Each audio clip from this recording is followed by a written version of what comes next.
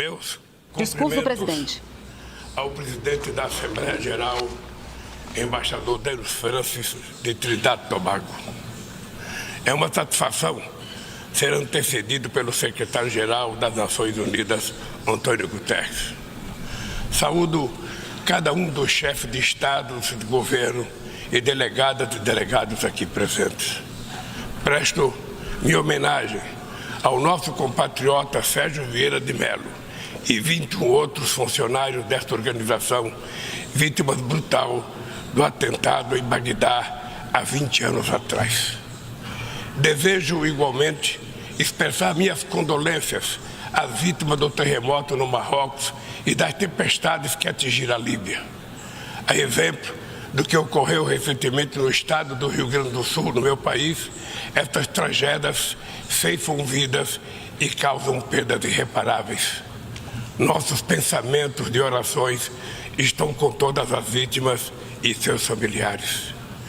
Senhoras e senhores, há 20 anos ocupei essa tribuna pela primeira vez e disse naquele 23 de setembro de 2003 que minhas primeiras palavras diante deste Parlamento Mundial sejam de confiança na capacidade humana de vencer desafios e formas superiores de convivência.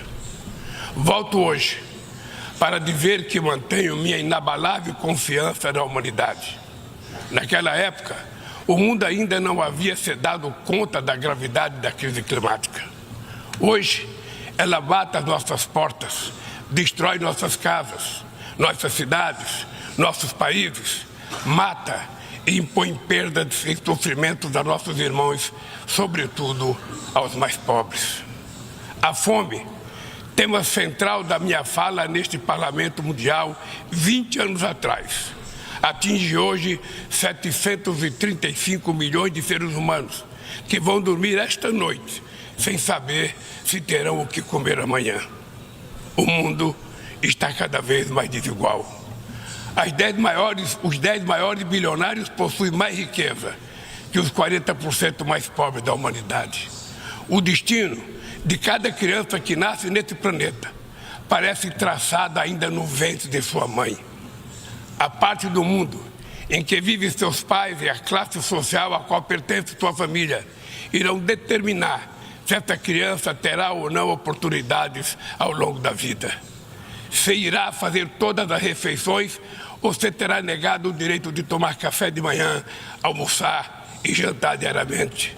Se terá acesso à saúde ou se irá sucumbir a doenças que já podiam ter sido erradicadas.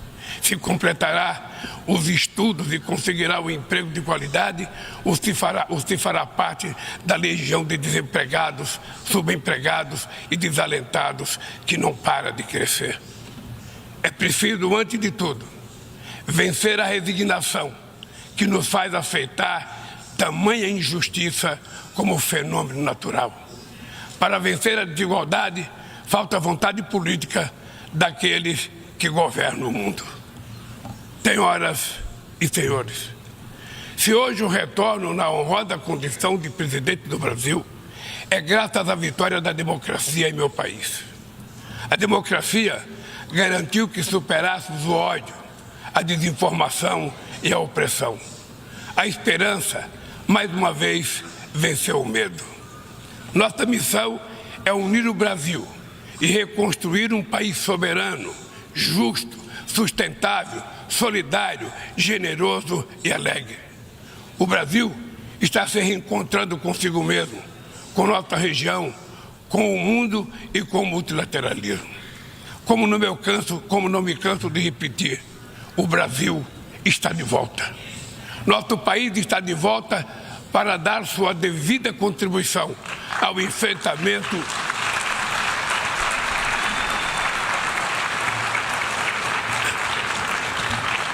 Nosso país está de volta para dar a sua devida contribuição ao enfrentamento dos principais desafios globais. Resgatamos o universalismo da nossa política externa, marcada por diálogo respeitoso com todos. A comunidade internacional está mergulhada em um turbilhão de crises múltiplas e simultâneas. A pandemia da Covid-19 crise climática e a insegurança alimentar e energética ampliada por crescentes tensões geopolíticas. O racismo, a intolerância e a xenofobia se alastram, ativadas por novas tecnologias criadas supostamente para nos aproximar. Se tivéssemos que resumir em uma única palavra este desafio, ela seria desigualdade. A desigualdade está na raiz destes fenômenos ou atua para agravá-los.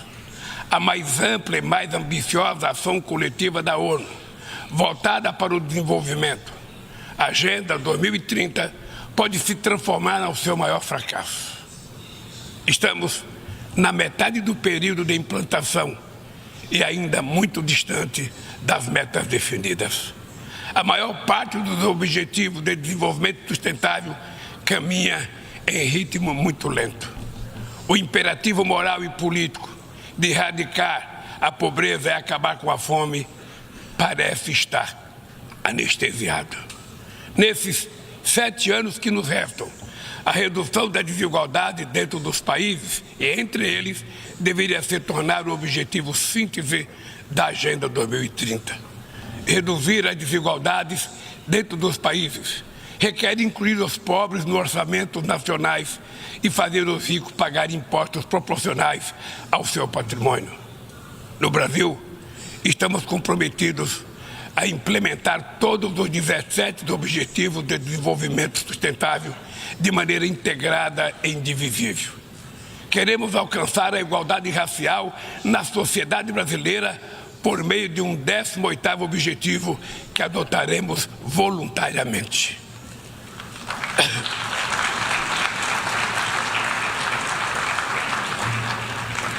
Lançamos o Plano Brasil Sem Fome, que vai reunir uma série de iniciativas para reduzir a pobreza e a insegurança alimentar.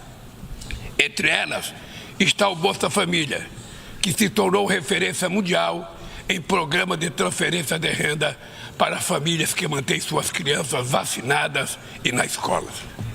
Inspirados na brasileira Berta Lutz, pioneira na defesa da igualdade de gênero na Carta da ONU, aprovamos a lei que torna obrigatória a igualdade salarial entre mulheres e homens no exercício da mesma função.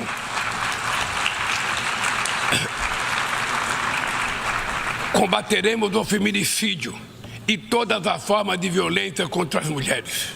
Seremos rigorosos na defesa dos direitos dos grupos LGBTQI+, e pessoas com deficiência. Resgatamos a participação social como ferramenta estratégica para a execução de políticas públicas. Senhor Presidente, agir contra a mudança do clima implica pensar no amanhã e enfrentar as desigualdades históricas. Os países ricos cresceram baseado em um modelo com alta taxa de emissão de gases danosos ao clima. A emergência climática torna urgente uma correção de rumos e a implantação do que já foi acordado. Não é por outra razão que falamos em responsabilidades comuns, mas diferenciadas. São as populações vulneráveis do sul global as mais afetadas pelas perdas de danos causados pela mudança do clima. Os 10% mais ricos da população mundial são responsáveis por quase a metade de todo o carbono lançado na atmosfera. Nós, países em desenvolvimento, não queremos repetir esse modelo. No Brasil, já provamos uma vez e vamos provar de novo que um modelo socialmente justo e ambientalmente sustentável é possível. Estamos na vanguarda da transição energética. Nossa matriz já é uma das mais limpas do mundo. 87% da nossa energia elétrica provém de fontes limpas e renováveis. A geração de energia solar, eólica, biomassa, etanol, biodiesel cresce a cada ano. É enorme o potencial de redução de hidrogênio verde. Com o plano de transformação ecológica, apostaremos na industrialização e infraestrutura sustentáveis. Retomamos uma robusta e renovada agenda amazônica com ações de fiscalização e combate a crimes ambientais. Ao longo dos últimos 8 meses, o desmatamento na Amazônia brasileira já foi reduzido em 48%. O mundo inteiro sempre falou da Amazônia.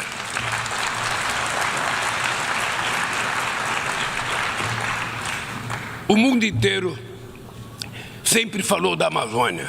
Agora é a Amazônia que está falando por si mesma. Sediamos há um mês a cúpula de Belém no coração da Amazônia e lançamos uma nova agenda de colaboração entre os países que fazem parte daquele bioma. Somos 50 milhões de sul-americanos, amazônidas, cujo futuro depende da ação decisiva e coordenada dos países que detêm soberania sobre os territórios da região. Também aprofundamos o diálogo com outros países detentores de florestas tropicais da África e da Ásia. Queremos chegar à COP28 em Dubai com uma visão conjunta que reflita sem qualquer tutela as prioridades de preservação das bacias amazônicas do Congo e do Bornéu-Mekong, a partir das nossas próprias necessidades. Sem mobilização de recursos financeiros e tecnológicos, não há como implementar o que decidimos no Acordo de Paris e no Marco Global da Biodiversidade. A promessa de destinar 100 bilhões de dólares anualmente para os países em desenvolvimento permanece apenas isso, uma longa promessa. Hoje, esse valor seria insuficiente para uma demanda que já chega à casa dos trilhões de dólares. Senhor Presidente, o princípio sobre o qual se assenta o multilateralismo, o da igualdade soberana entre as nações, vem sendo corroído. Nas principais instâncias da governança global, negociações em que todos os países têm voz e voto perderam o fôlego. Quando as instituições reproduzem as desigualdades, elas fazem parte do problema e não da solução. No ano passado, o FMI disponibilizou 160 bilhões de dólares em direitos especiais de saque para países europeus e apenas 34 bilhões para os países africanos. A representação desigual e distorcida na direção do FMI e do Banco Mundial é inaceitável. Não corrigimos os excessos da desregulação dos mercados e da apologia do Estado mínimo. As bases de uma nova governança econômica não foram lançadas. Os BRICS surgiu na esteira desse mobilismo e constitui uma plataforma estratégica para promover a cooperação entre países emergentes. A ampliação recente do grupo na cúpula de Joanesburgo fortalece a luta por uma ordem que acomoda a pluralidade econômica, geográfica e política do século XXI. Somos uma força que trabalha em prol de um comércio global mais justo, num contexto de grave crise do multilateralismo. O protecionismo dos países ricos ganhou força e a Organização Mundial do Comércio permanece paralisada, em especial o seu sistema de solução de controvérsias. Ninguém mais se recorda da rodada do desenvolvimento de Doha. Nesse íntere, o desemprego e a precarização do trabalho minaram a confiança das pessoas em tempos melhores, em especial os jovens do mundo. Os governos precisam romper com a dissonância cada vez maior entre a voz do mercado e a voz das ruas. O neoliberalismo agravou a desigualdade econômica e política que hoje assola as democracias. Seu legado é uma massa de deserdados e excluídos. Em meio aos seus escombros, surgem aventureiros de extrema-direita que negam a política e vendem soluções tão fáceis quanto equivocadas. Muitos sucumbiram à tentação de substituir um neoliberalismo falido por um nacionalismo primitivo, conservador e autoritário.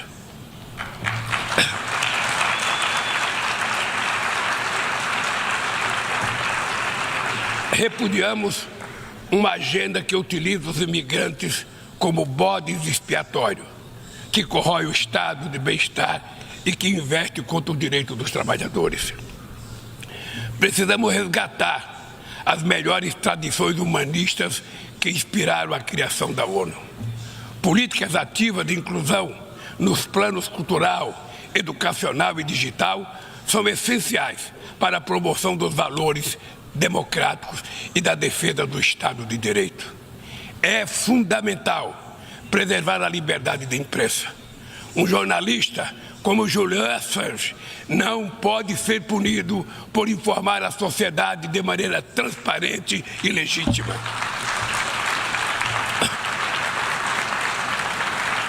Nossa luta é contra a desinformação e os crimes cibernéticos.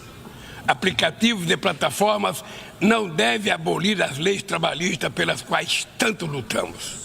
Ao assumir a presidenta do G20 em dezembro próximo, não mediremos esforços para colocar no centro da agenda internacional o combate às desigualdades e todas as suas dimensões. Sob o lema Construindo um mundo justo e um planeta sustentável, a presidência brasileira vai articular inclusão social e combate à fome, desenvolvimento sustentável e reforma das instituições de governança global. Senhor presidente, não haverá sustentabilidade nem prosperidade sem paz.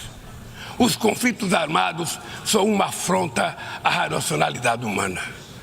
Conhecemos os horrores e os sofrimentos produzidos por todas as guerras. A promoção de uma cultura de paz é um dever de todos nós construí-la e requer persistência e vigilância. É perturbador ver que persistem as antigas disputas não resolvidas e que surgem ou ganham vigor novas ameaças. Bem mostra a dificuldade de garantir a criação de um Estado do povo palestino. A este caso se somam a persistência da crise humanitária no Haiti, o conflito no Iêmen, as ameaças à unidade nacional na Líbia e as rupturas institucionais em Burkina Faso, Gabão, Guiné-Conakry, Mali, Níger e Sudão. Na Guatemala, há risco de um golpe que impediria a posse do vencedor das eleições democráticas. A guerra na Ucrânia escancara nossa incapacidade coletiva de fazer prevalecer os propósitos e princípios da Carta da ONU. Não subestimamos as dificuldades para alcançar a paz, mas nenhuma solução será duradoura se não for baseada no diálogo. Tenho reiterado que é preciso trabalhar para criar espaço para negociações. Investe-se muito em armamentos e pouco em desenvolvimento. No ano passado, os gastos militares somaram mais de 2,224 bilhões de dólares. As despesas com armas nucleares chegaram a 83 bilhões de dólares, valor 20 vezes superior ao orçamento regular da ONU. Estabilidade e segurança não serão alcançadas onde há exclusão social e desigualdade. A ONU nasceu para ser a casa do entendimento e do diálogo. A comunidade internacional precisa escolher. De um lado está a ampliação dos conflitos, o aprofundamento das desigualdades e a erosão do Estado de Direito. Do outro, a renovação das instituições multilaterais dedicadas à promoção da paz. As sanções unilaterais causam grande prejuízo à população dos países afetados. Além de não alcançarem seus alegados objetivos, dificultam os processos de mediação, prevenção e resolução pacífica de conflitos. O Brasil seguirá denunciando medidas tomadas sem amparo na Carta da ONU, como o embargo econômico e financeiro imposto a Cuba e a tentativa de classificar esse país como Estado patrocinador do terrorismo.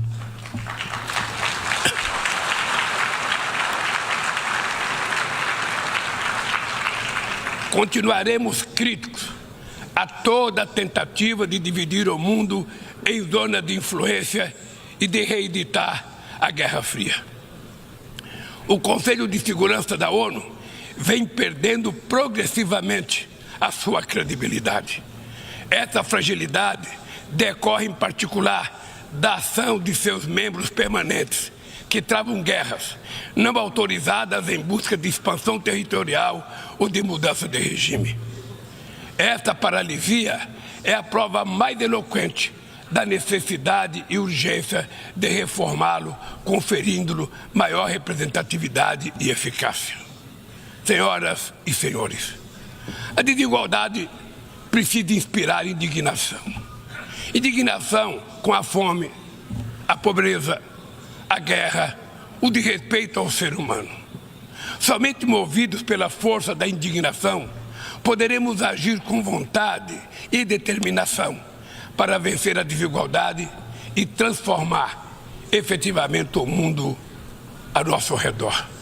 A ONU precisa cumprir seu papel de construtora de um mundo mais justo, solidário e fraterno.